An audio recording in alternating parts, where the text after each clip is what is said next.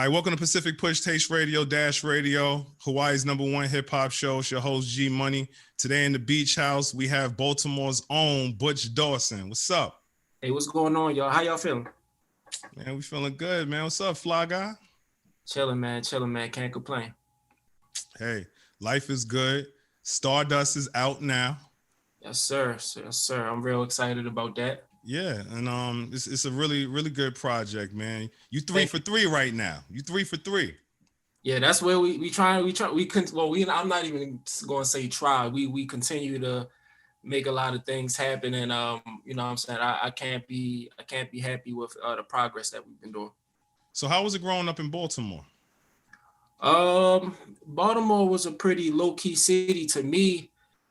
It didn't feel like that growing up because you're just a young kid and you growing up in a small town where you kind of just don't think it's a small town. You think everything is your world when you're small and you're just young. So for me, it was very country, and it was like country in a way where it was just like it's not anything compared to like New York or like any progressive city. We was just still sticking to like. We were still on some Southern type shit, especially like since we kind of like considered as a Southern state.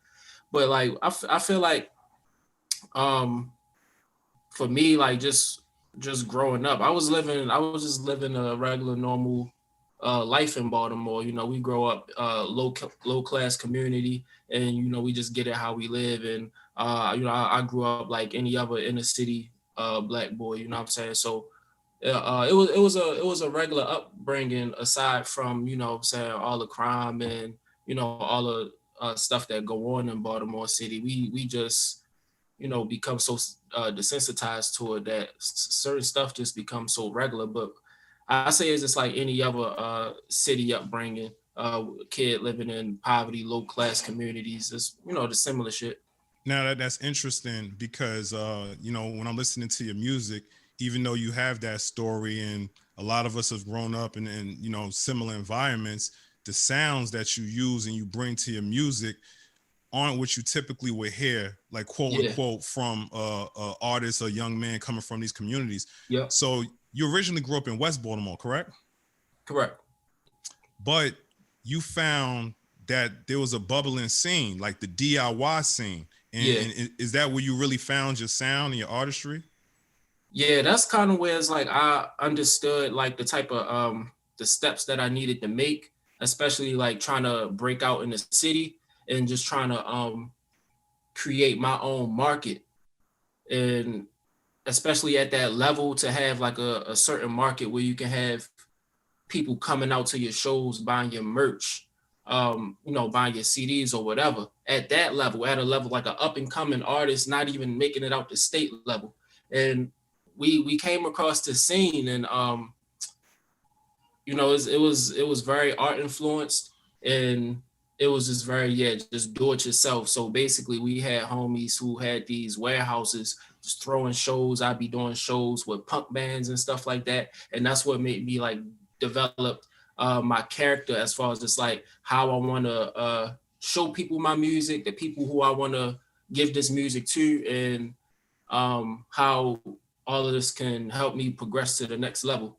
So I just went in that scene. Like I come from West Baltimore. It's totally different from Central Baltimore. And Central Baltimore is full of colleges, art kids and stuff like that. LGBT community and live in the art district. So it's just very diverse. And then you got West and East Baltimore, and that's the hood. That's the trenches right there. So it's just real different. And just coming into the scene is very embraceful. A lot of people embrace me, and my goal is just to like put all the demographics together. You know what I'm saying? Like I don't just represent that scene, but also represent the street culture as well. So I just want to just put all the bridges together. No, definitely. For me personally, anytime that I get an opportunity to interview the artist and I dive into the music, when I'm listening to the sounds, I was like, you know, he's really putting a lot into it.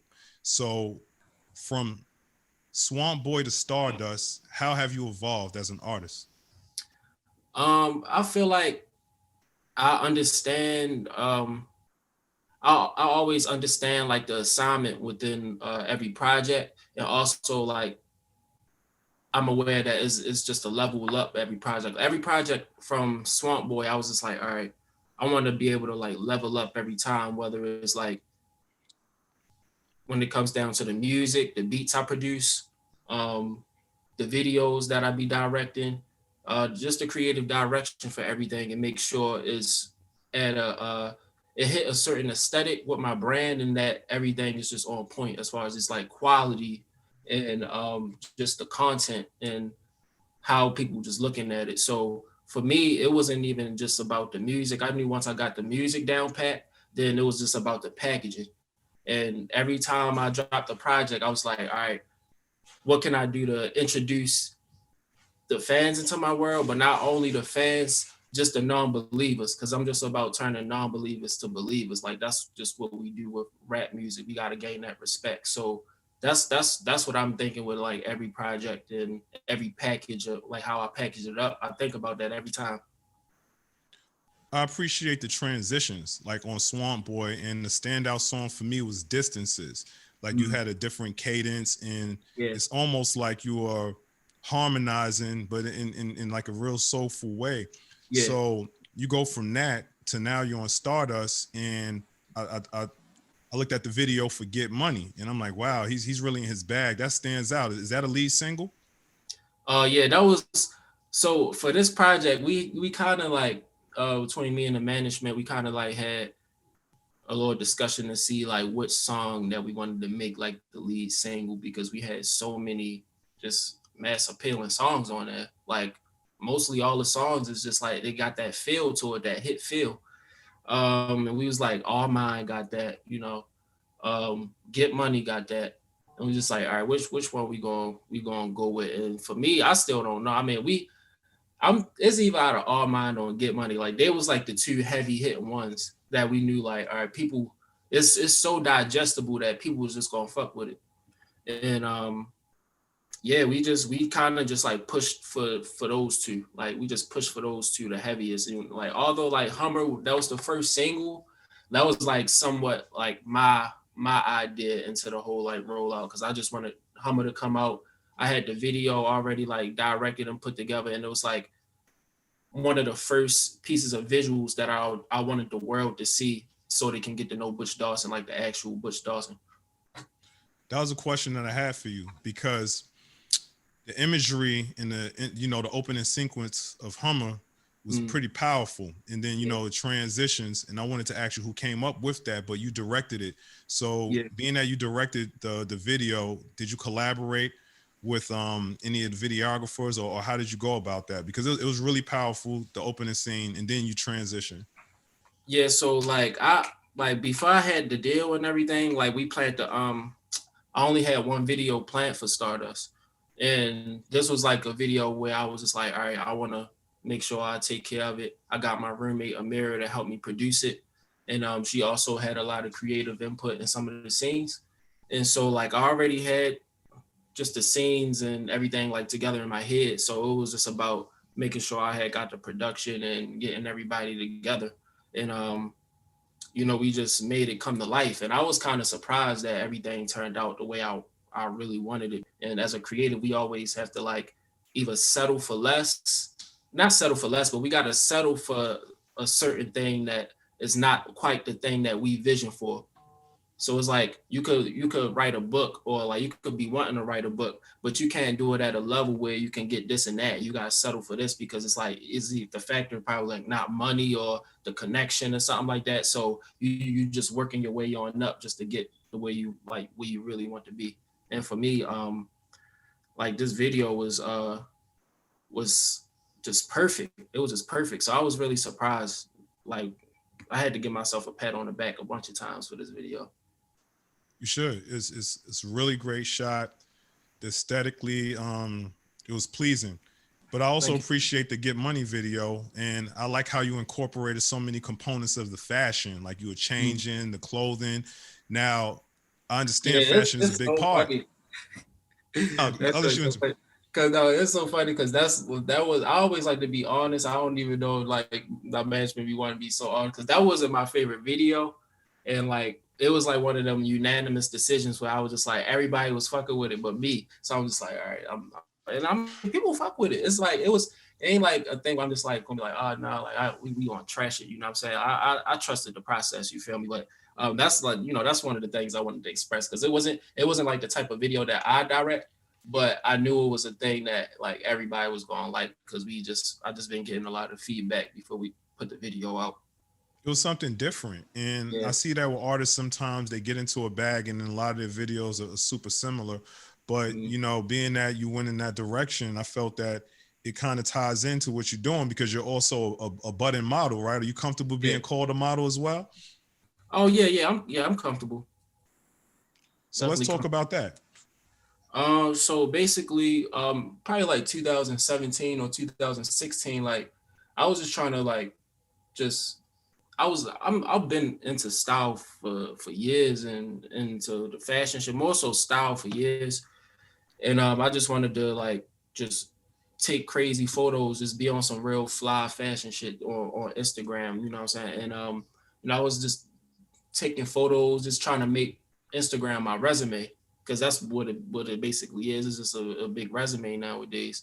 And I was taking a lot of pictures. My homie Shane, he lived in New York, and he was like doing creative direction for a New Balance and ID campaign. And he asked me to come up and model for that, and that was like my first gig. But I started making a lot of friends like in the fashion world throughout that, and also like the company who casted me, they was fucking with me a lot more. So I started to get a lot more castings. Once I started living up there, I was staying up there with my girl at the moment. Stayed up there with her for 2 months and just got to like hang around different people, and eventually. I got in contact with Telfar, and that's like a popular fashion brand. Like everybody be wanting the Telfar bag now. Shout out to Beyonce. She made that joint go crazy. And they just been progressing over the years, doing crazy fashion shows and stuff like that. And I got involved with them. They wanted me to do some performance type fashion shows. So I got to perform a song off of Swamp Boy on like one of their fashion shows in 2018. After that, when I got signed, that's when I got signed as a model with A Craft Agency.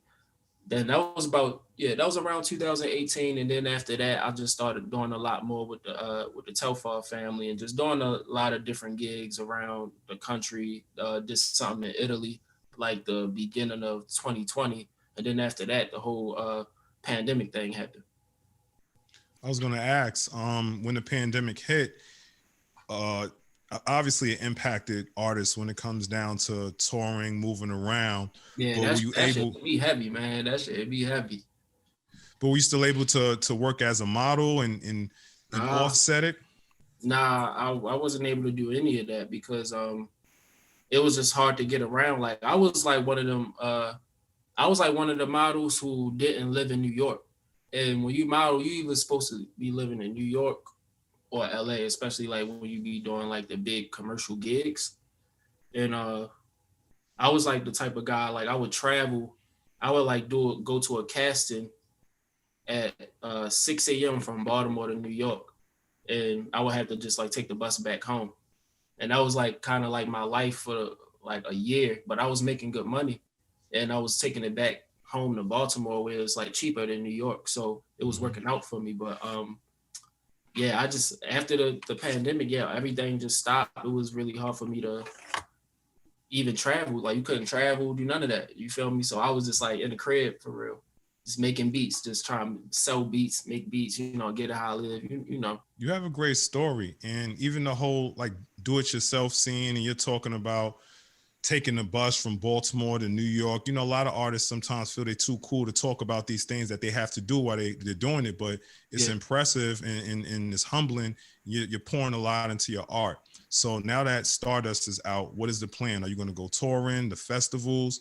Any surprise artists you're going to be working with now that you're signed?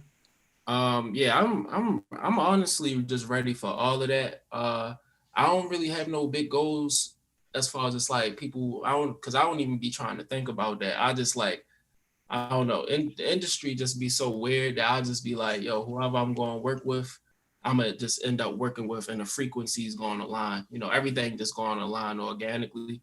But I'm just basically ready for it. My goal is just to basically make enough money so I can be able to afford the vision. That's all I really want to do for real. Like I Yeah, just want to be able to afford the vision. to pour it back into the passion.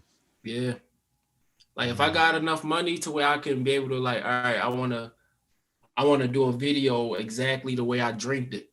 I can be able to do that or put an album out if I want to get Shorty on them who was doing the violins on Twister shit back in the day. I can do that. You feel me? So it's like one of them things where it's like that's really like the end goal for me. I really could care less about anything else. It's like as long as people see the art and they know like, oh yeah, that's Butch right there. Like that's all I really want. Well, it's very gratifying for me, after I speak to an artist, especially when I appreciate the music and you get a chance to speak to them. So now I have more of an appreciation for you as far as how much you're pouring into your art. No, I Now, appreciate it, man. definitely, definitely. Now, before we get out of here, we're going to lighten it up. We're going to take it back to Baltimore. And I typically ask artists about the three F's, three favorite things, right? So for the listeners, for the viewers, anyone that's coming to Baltimore, your favorite place to go eat, favorite place to shop, get fly at, and also your favorite place for fun or females. You might be taken right now, girlfriend, but when you were single, favorite place to like find a female. All right, so let me start. Favorite place to eat. I would say it's this new spot that I go to called uh Vita Taco Bar, and they got all these different kinds of tacos, and it's funny because it's like the chicken one is like the least favorite one. They got the lamb taco, they got the fish, the fried fish taco, they got the carne asada, they got all types of shit. But it's like how they make it is so different that you're just like, damn, like, no, I'm rocking with this. But that's one of my favorite places to eat. The second one, where do I like to get fly? See, Baltimore got a like Baltimore's such a community place, and we don't really have like stores here that somebody go to get fly. We usually have like a lot of like cool vintage stores, and then we have like situations like functions where a lot of the tastemakers will come, or like the kids who got these clothing lines and they set up vendors and stuff like that, and we just cop from there. The other stuff, the other like drip, the fashion and stuff, we can get that online. But if you try and Mhm. shop and you really try and buy some stuff, like buy the flies shit coming out of Baltimore, you either like going to one of the functions where they having a vendors, or there's a spot called Carpet I got on right now with the collab. There's such a fire clothing line out of Baltimore City, and I mean, I say that's about it as far as it's like getting fly. Like, people usually go to downtown locker room, Foot Locker, all that, but that's so normal. That's so normal. Um, where to take a girl out? I mean, all you gotta do is take it to the take it to the harbor. Just take it to the harbor. I've done that. Look at you Take talking it to the about harbor, taking Harbor them out. East. Take it to the harbor, Harbor East. You know what I'm saying? Go get some ice cream from the Charmery. There's so many ice cream spots downtown, and I say take it to Harbor East. It's so many beautiful restaurants on Harbor East sitting by the water, and they got some good sushi spots over there. A lot of good seafood spots over there at Harbor East. Like the stores around Harbor East is way better than the commercial spots. Like exactly at the harbor, if you want to look for some good seafood, definitely go to Harbor East. It's just right on the side of the harbor, like next to the aquarium. So, and take Shorty to the aquarium. They got the movies. That's why I'm saying like the harbor's small, but also it's so compact that you can do so much, and it's like it's just a vibe. It is, man. Like I love Baltimore. I spent a lot of time out there to the harbor, the aquarium. So I appreciate it, and we appreciate you. Now, before we get out here, definitely, Butch. But before we get out here, we definitely want to highlight that again. That Stardust is out now, and how can the fans, listeners, and viewers get in contact with you? All right, start us out now. Ways y'all can find me. Make sure y'all search engine Butch Dawson, Butch. Dawson is Dawson's Creek, Dawson. You can find the link to the album, link to the videos if y'all go to stardustbutch.com. And we're going to have some new merch on the way and a whole bunch of new announcements as far as shows, festivals, and whatnot. We need that, man. I need some of the Stardust clothing. I got to tap in with you, Butch. I need to get fly like you. Man. Just send me an Addy, a P.O. box, whatever y'all got. I got y'all. Definitely, man. So you know what it is. G Money, Pacific Push. Got Butch Dawson in here representing Baltimore. It was a pleasure to have you. You have our support, and it's been love. So you know what time it is. Pacific Push, G Money.